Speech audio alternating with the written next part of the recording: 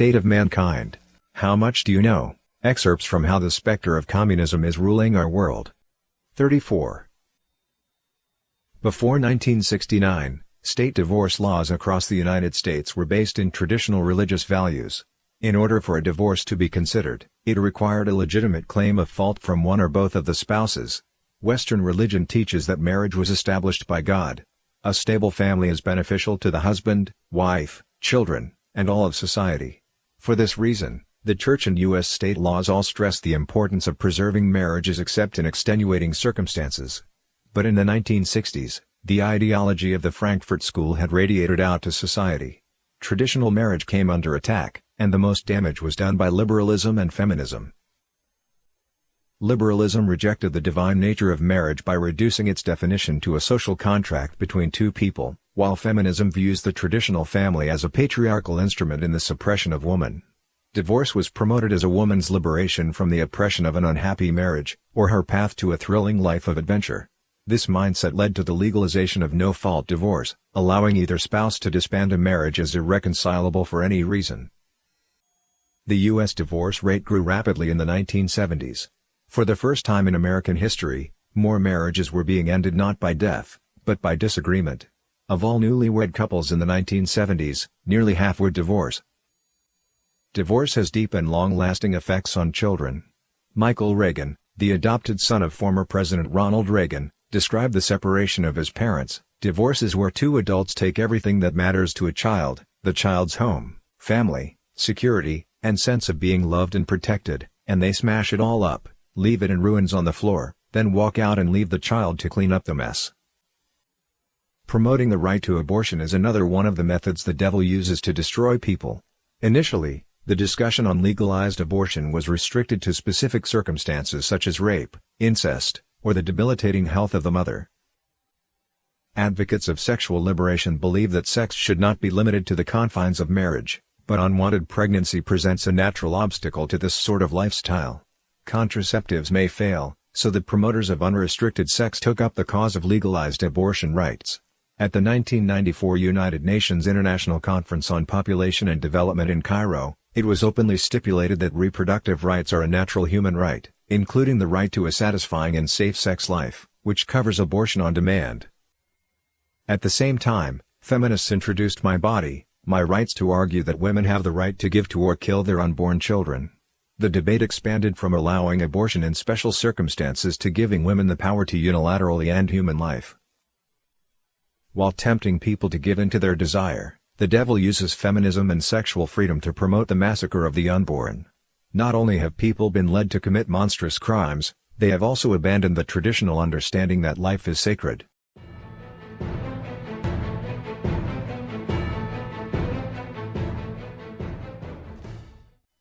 In 1965, just 5% of children were born to unmarried mothers.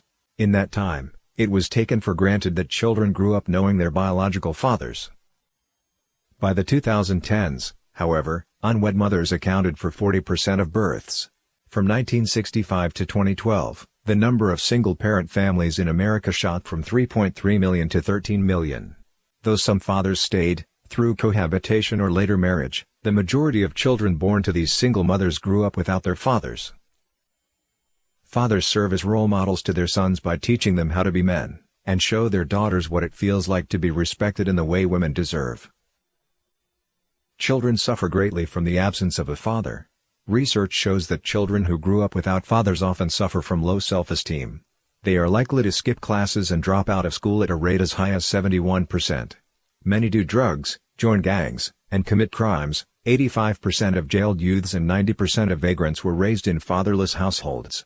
Early sexual experience, teen pregnancy, and promiscuity are common. People who grew up without their fathers are 40 times more likely to commit sex offenses compared with the rest of the population. The Brookings Institute offered 3 key pieces of advice for young people looking to escape poverty: graduate from high school, get a full-time job, and wait until age 21 to marry and have children. Statistically speaking, only 2% of Americans who meet these conditions live in poverty, and 75% are considered middle class. In other words, completing education, finding employment, marrying at a suitable age, and having children in the confines of marriage is the most reliable way to become a responsible adult living a healthy, productive life. Most single mothers rely on government charity. A report published by the Heritage Foundation used detailed statistical data to show that the welfare policy so strongly advocated by feminists actually encourages the creation of single-mother households, even to the point of penalizing couples from marrying since they would receive fewer benefits. The government has effectively replaced the father with welfare. Welfare policies have not helped families living in poverty. Instead, they have simply supported the ever-increasing number of single-parent families. With the children of such households themselves prone to poverty, the result is a vicious cycle of expanding reliance on state aid. This is exactly what the specter of communism aims to achieve: control over every aspect of the individual's life through high taxation and omnipresent government.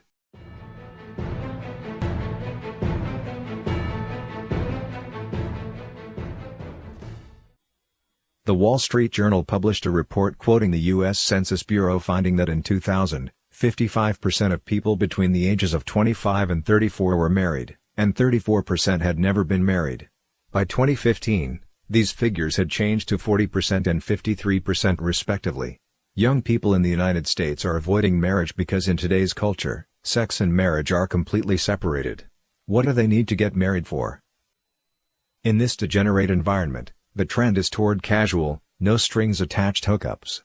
Sex has nothing to do with affection, not to mention commitment and responsibility. Even more frightening is the profusion of myriad sexual orientations.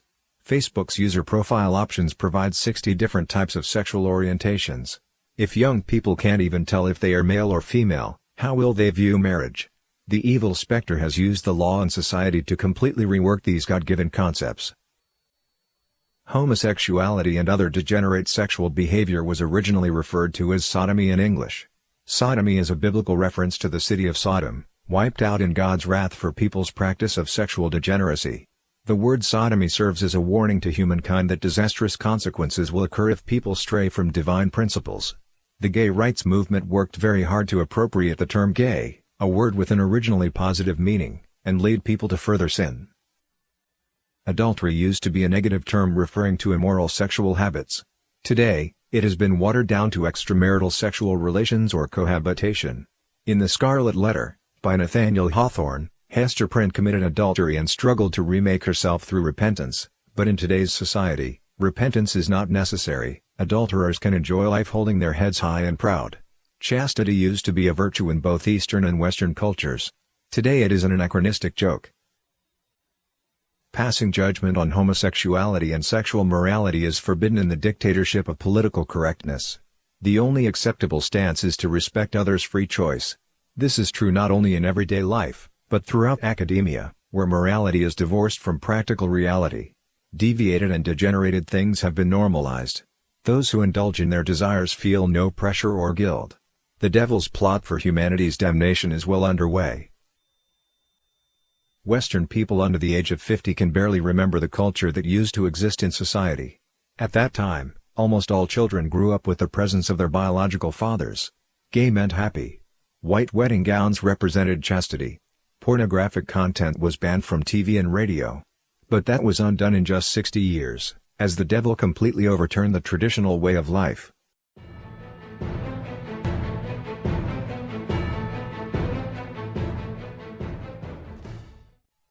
Marx and other communists advocated the abolition of the family by pointing out and exaggerating the existence of phenomena such as adultery, prostitution, and illegitimate children, despite the fact that the communists themselves were also guilty of these things.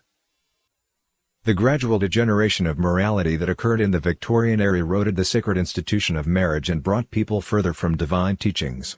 The communists urged women to violate their marital oaths for the sake of their supposed personal happiness. But the result was the opposite, like drinking seawater as a remedy for thirst. The communist specter's solution for oppression and inequality amounts to nothing more than dragging down the standards of human morality to hellish depths. It made behavior once universally condemned as ugly and unforgivable into the new norm. In the equality of communism, all are marching to the same fate of destruction. The communist specter created the mistaken belief that sin is not caused by the degeneration of morality, but by social oppression. It led people to find a way out by turning their backs on tradition and moving away from God. It used the beautiful rhetoric of freedom and liberation to advocate feminism, homosexuality, and sexual perversion. Women have been stripped of their dignity, men have been robbed of their responsibility, and the sanctity of family has been trampled upon, turning the children of today into the devil's playthings.